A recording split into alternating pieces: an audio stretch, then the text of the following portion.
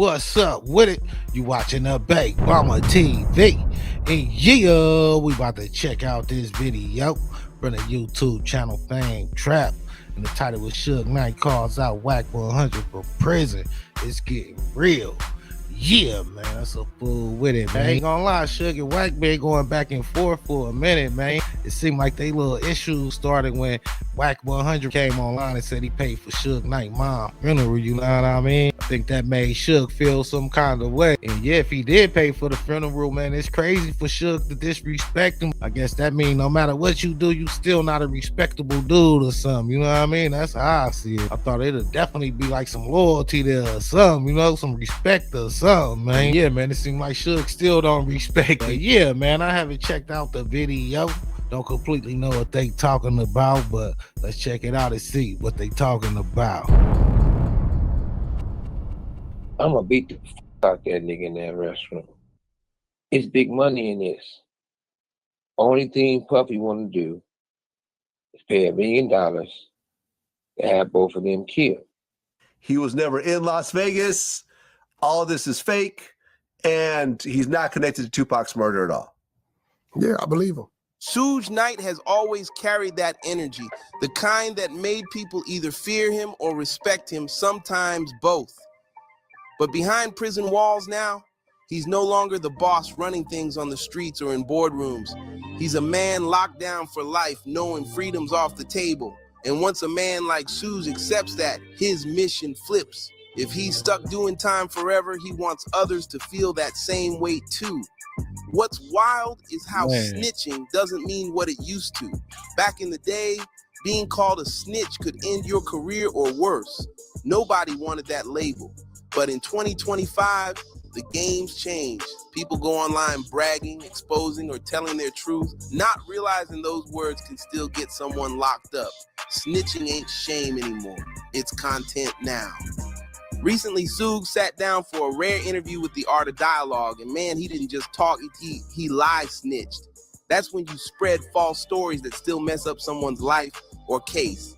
And that's what people say Suge did to Wack 100. From behind bars, he's throwing shade and naming names, trying to drag Wack down like, if I'm going down, you coming too.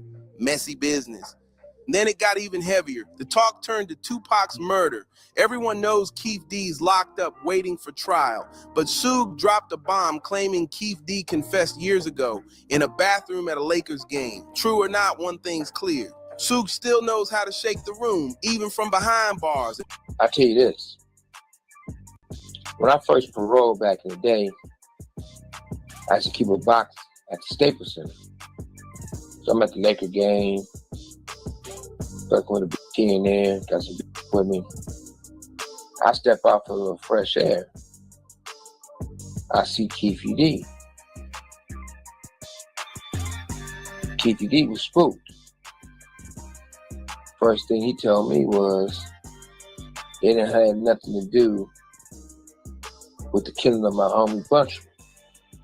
I responded to Keith D and said, shit, if I thought that, I'd be on you already. He said, but I'm going to give you something that's real true, and I didn't want to tell you because we've been knowing each other, you know, since we was kids. So Keith D was like, look, I need the money. Puffy and them supposed to give me $1 million. They gave us most of the money, or half of the money. And that's how everything unraveled. What's wild isn't even...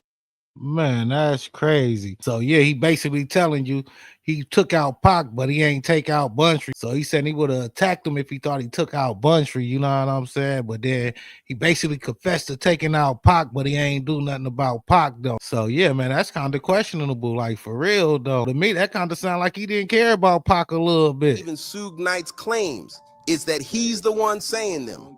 The man who once built his name on silence and intimidation is now dropping names like he's reading a script. And even if he's not the most reliable, there's still that thought in the back of your mind. What if, just maybe, he's telling the truth? People close to the old scene claim Diddy allegedly put a hit out on Death Row's red diamond chains, symbols of power. That one move might have started it all. Not long after one of Pac's boys got jumped in a mall, his chain snatched. Later that night in Vegas, Pac spotted the same crew and lost it. He and his team rushed them, fists flying, cameras rolling. But here's the twist. Suge and Keith D both claimed those men were already plotting to hit Pac before that night even happened. Meaning Pac's fate might have been sealed long before the casino lights ever hit him. But again, the shock isn't the story itself. It's who's telling it. Suge Knight behind bars, talking freely like he's on a podcast. He's not just calling out Keith D, he's dragging Diddy in too, who's already sitting in federal custody. It's like Suge is trying to shake every table left standing in the game. Now everyone's wondering, why now? What's his play? Some say he's doing it for that $2,500 per interview, stacking commissary money off chaos. Others think it's deeper. Maybe Suge knows this is his last run and he's playing his final card. Maybe he's sending a message to the feds like, I got stories you can use, cut me a deal. That's desperate energy. I ain't gonna lie, man. He ain't lying, man. Suge has been saying a lot lately, man. And it been borderline snitching for real, though. Yeah, man. I think Suge definitely desperate or something, man. For real. I think he trying to get up out of there. He might tell on somebody or something. I don't know. Still, Suge's credibility stays shaky. Even when he's close to the truth, he exaggerates just enough to make it hit harder. And if he really is trying to work with the feds, that's dangerous. Because the moment they catch one lie, whatever deal he hoped for, gone in a flash. Or is what happened in Vegas. At that time, I'm on parole. I look to the left, look to the right. The whole place is packed. So I'm like, I gotta go take a piss. Let's have this conversation in the restroom. He was like, man, I ain't going in that restroom with you.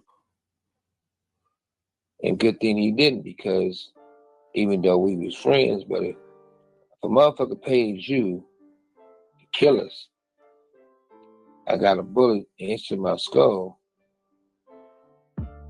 And one of the best friends I had ever had in life is Pac. And he ain't here. I'm gonna beat the fuck out that nigga in that restaurant. My blood was boiling. Somebody used to always say, but at the same time, I am an intelligent, wise man and a businessman. Since I can't do nothing to him, I might as well get him to answer some questions. I ain't gonna lie, man. So this should get shot in the head or grazed, man. I could have sworn the stories he got grazed in the head, man. He on there talking about he got a bullet in his head. So yeah, man, this story kind of questionable, man. I don't know if Suge lying or what, man. I doubled back on him and said, what you mean? He said, well, look, Puffy used to come to the hood. He said, you can ask James. Him and James always been good friends. James is the one who went through some things and been tampered with. But it's not about James getting tampered with. At this point, it sounded more like confirmation. Los Angeles might just be the new capital of snitching. From the old school OGs to the young Crips chasing stripes, everybody's talking. Maybe not all of them, but it sure looks that way. The streets used to be built on silence, code, and loyalty. Now it's interviews, podcasts, and tell-all moments for clicks and fame. And that's where Suge Knight comes in, blowing up all the excuses. Fans who love LA and worship its legends will defend him to the end, saying he's not snitching, he's just saying what's already public. Or Keith D said that himself, but here's the twist. Keith D already admitted parts of his own book were fiction. Straight up storytelling, not confession. So when Suge says, nah, you told me yourself at the Lakers game, all those defenses fall apart fast. Suge is not just recycling headlines, he's dropping new info nobody's heard before.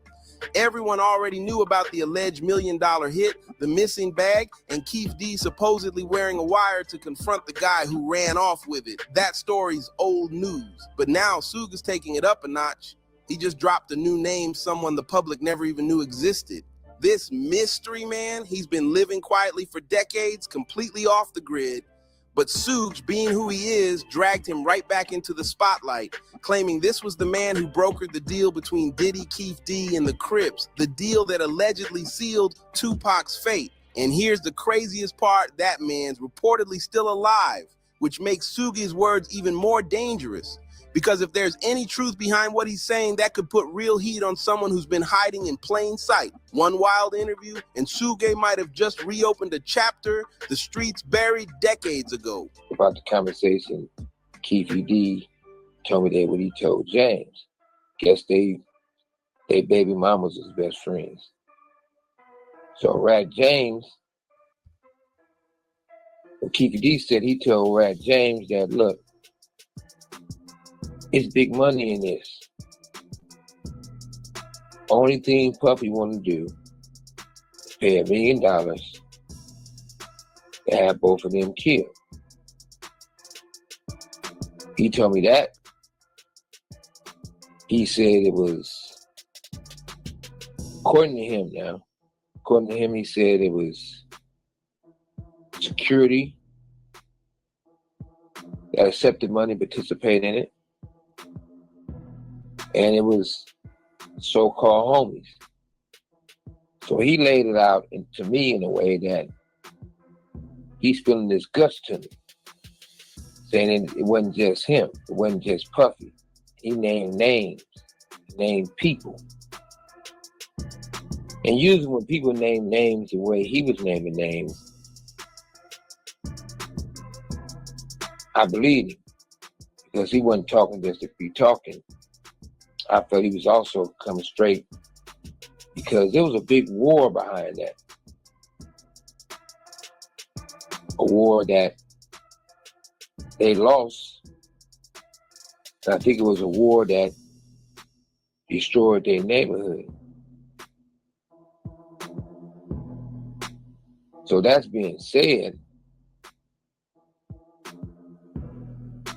I know what I know being there. I know what I know later on when people told lies or never told me the truth. I know that later on when I found out certain people was suspect. These days, the way Suge Knight talks says it all. The man's not just speaking, he's signaling. Every pause, every "you know what I'm saying" sounds like code for one thing. He wants the feds to call. He wants the Vegas Police Department to reach out. You can feel it. Suge is begging for cooperation. Yeah, he ain't lying, man. Suge definitely seem like he trying to cooperate or something. And if he bring up a new name, man, that's definitely like snitching, you know what I mean? And I'm wondering why he ain't do nothing about it, though. You know what I'm saying? You got these names. These dudes shouldn't even be getting brought up, man. They should have been taken out a long time ago, man. Yeah, man, I don't know. Around the time he found out, that's when Suge started losing steam and had that real team behind him no more or something. I don't know, man. But yeah, man, Suge got himself looking real questionable to me, man. I ain't gonna lie. Talk, tossing bait, and waiting for someone in power to bite. Listen close. He keeps dropping lines like, he said a lot of names. Oh, he said a lot of names. That's no accident. Suge's hinting there's more behind the curtain. He's not just naming Keith D or Diddy anymore. He's teasing a whole list of hidden players. The way he speaks feels strategic, like he's saying, come talk to me. I've got what you need. These are smoke signals from behind bars. It's like he's whispering, yo, cut me a deal. Shave some years off this sentence. Suge knows the system. He ran it from the outside. Now he's trying to flip it from the inside. Every time he says, I was there, I know what's real and what's not. You can hear the desperation. He's ready to trade secrets for sunlight. And that's why, when you think about it, back in the day, Suge was untouchable, feared, respected, the man who could move LA with one call. When he walked in, the room went silent. He ruled death row like a warlord. But now, that same man sounds tired, almost broken. The gangster of all gangsters is learning that prison humbles everyone. The iron fist that once ruled the West can't fight time forever. And here's the twist. Suge's not just rehashing old stories anymore. He's turning up the heat on new names, Wack 100 and Ray J. but it's hard to tell what's truth and what's cap. He's lie snitching again, mixing half-truths with wild claims saying Wack secretly worked for Diddy, pulling strings to get Keith D out and keep him quiet. That's a serious claim. But look closer, it's not as dark as Suge paints it. Wack wasn't moving for Diddy. He was helping set up a documentary deal about Tupac's case. He was just a middleman, but the project collapsed before it even began. Keith D stayed locked up and the whole plan fizzled out. Still, Suge won't drop it. In his mind, it was never just business. Everyone's got hidden motives, and from behind those bars, he's determined to drag every single one of them down with him. Well, I'm not going to even say that. This artist went to this other guy, supposed to be his manager or whatever he's supposed to be. Everybody knows Wack 100 manages Ray J. That's no secret in the industry. So when Suge Knight dropped his name mid-interview, it wasn't some random slip. He meant that. You could hear it in his voice, confident, deliberate, almost daring anyone to call him out. Suge doesn't accidentally name drop. Every word he says now feels calculated, part of a bigger move. But right after Suge tried to pull it back, laughing awkwardly like he'd gone too far, he said, "Oops, I shouldn't say any names. That's snitching," but it was already too late. The tension hit the room instantly. Then once that name dropped, there was no taking it back. The streets caught it fast. Blogs clipped it, fans replayed it, and social media lit up with wild theories. Suge's words set off a storm, linking Ray J, Wack 100, and Diddy in one chaotic swirl of rumors. I ain't gonna lie, man. Suge could just be trolling, man. You know what I mean? If he just trolling, man, that's one thing, trying to get that check. But if he's saying this stuff and it's really something to it, then he like somewhat snitching, you know what I'm saying? But yeah, if he just hustling though, man, he ain't doing nothing but what these other dudes be doing on the internet. These dudes be telling the same stories and then tack little extras on it, you know what I mean? Basically the same soup re-warmed up with some little extra spices in there, you know what I'm saying? Still the same soup from last year for real though, man. So yeah, I wouldn't be surprised if Suge just trying to make these interviews good or something, you know what I mean? As far as telling the story and putting a little twist on it, that's what Wack 100 do, you know what I mean? Even if Suge tried to walk it back, that one moment flipped everything upside down. And he put this here. Not Corey from the South Side, Corey from New York. Said, hey, Puffy, got to get this resolved. If he is threatened to run his mouth. But I don't know why it's a big deal. KPD been running his mouth. And don't nobody do anything to get him out. He got a lot to talk about. All of a sudden, another guy goes to bail KPD out. The excuses was, oh, I want to do a documentary on him. Oh, we want him out because we want to do maybe even a movie on him. Don't be stupid, stupid. The motherfucker already did a book. KPD. If you want to do a doc, anything he had to say, he said it already in the book. So you don't need him. You already have the book. The real reason why they wanted him out is because they didn't want him running his mouth. For anyone not caught up in the chaos, here. I ain't gonna lie, that's a crazy theory right there, man. I ain't gonna lie, like personally though, man, I know Wack be trolling, talking about Pac and stuff, you know what I'm saying? Talk about Pac wasn't this and Pac wasn't that. I think he was trying to get us Pac fans riled up by bailing out Keefy D. I think he definitely would have had people talking if he did that. Yeah, man, I wonder what he got against Pac though, man, for real though, man. What Pac do to you, man, for real? There's a rumor out there Pac probably did something with his wife or something. I don't know though, but that's just a rumor, but it's something that I heard before. Here's the rundown. Suge Knight isn't just talking, he's lie snitching. That means he's tossing out wild accusations that don't match reality. From the outside, it's clear. Suge is straight up lying on Wack 100 and now dragging Ray J into the mix too. This isn't casual talk, it's strategy. Every word Suge drops feels like bait, breadcrumbs for the feds to follow. In his latest rant, Suge went all in, accusing Wack 100 and Ray J of serious crimes like obstruction of justice and wire fraud. That's no small talk.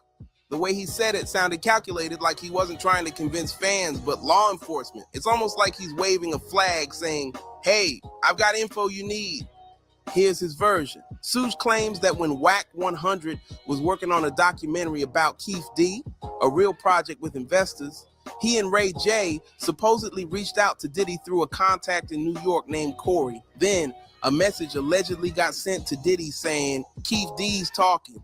You better handle this, pay the $1 million, and we'll move it through the documentary. Basically, Suge's painting the film as a secret money route disguised as business. But that story doesn't add up. Wack 100's whole brand is being self-funded. The man has no problem putting up his own money for a project he believes in.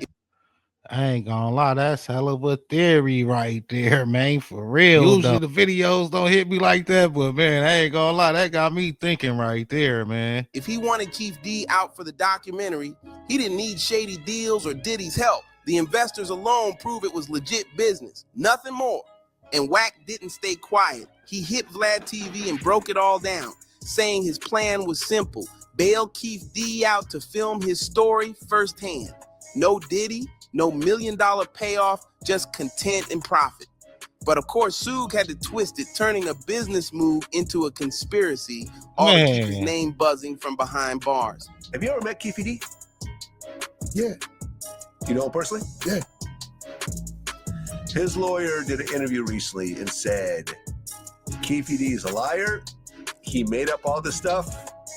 What's wild is that Wack 100 actually could have pulled this off. This wasn't some made-up rumor. He really tried to get Keith D released. Wack stepped up with real receipts, going through all the right channels and even taking it to court. He explained that the $75,000 set aside for Keith D's bail was from a legit business source. Clean money, no shady side deals, no cash passed under the table. He wanted everything official, on paper, straight up transparent. Just to make some money from people like, me for interviews and to get out of a serious drug case. He was never in Las Vegas. All of this is fake. And he's not connected to Tupac's murder at all. Yeah, I believe him. But that's when everything hit a wall. The legal system stepped in hard because Keith D wasn't allowed to profit from his own case in any form. By law, he couldn't make a dime from documentaries, book deals, interviews, nothing tied to the story that got him locked up in the first place until the trial wrapped. Every move like that was off limits. That one technicality shut the whole thing down before it even started. You believe him? Do I believe him? That's up to law enforcement. I'm not gonna say. Keith D got a bail. He's supposed to be home. That's up to law enforcement. He's supposed to be home in the next month. I've been thinking about going to Belly Mountain. You gonna bail out Keith D? Yeah, it's only $75,000. Well, then things took a turn when prosecutors found that Vlad TV clip, the one where Wack mentioned the documentary. They wasted no time bringing it straight to the judge. They told the court, Your Honor, if he gets out, he's gonna make money off this case. That bail money's connected to a production deal. The judge asked if they could prove it. And when prosecutors said yes, that was game over. The plan was finished before it ever left the ground. Well, because it's $1 million bond? Like $750. $750, so you gotta put up $75,000. Yeah, I've been thinking about going to get him and with the stipulations that I do the series on it. People are watching. Yeah. Still, Wack didn't back down. He showed up in person, stood tall, and told the court it wasn't about business. It was about loyalty. He said Keith D was his boy and he just wanted to help him fight his case from the outside.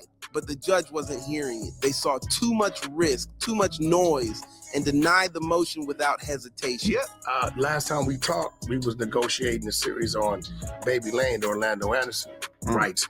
And then my boy Big Bruce let me know I had to talk to Baby Lane's mom, which is Keith D's sister, which I met with her in Long Beach. We talked for a couple hours. Actually, the day I met Keith D, he was coming to see you that day or the next day. Oh, okay.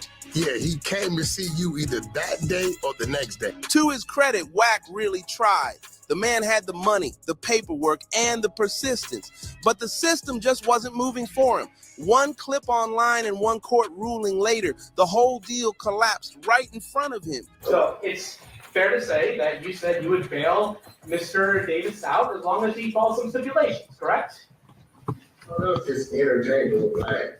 Sir, my question requires, sir, my question simply requires a yes or no answer. Did you tell, or did you say that you would bail out Mr. Davis, assuming he follows some stipulations? We're glad, me and Vlad discussed that. Okay, We was gonna say that. We discussed what we're gonna do before we interview. Everybody knows that about Vlad.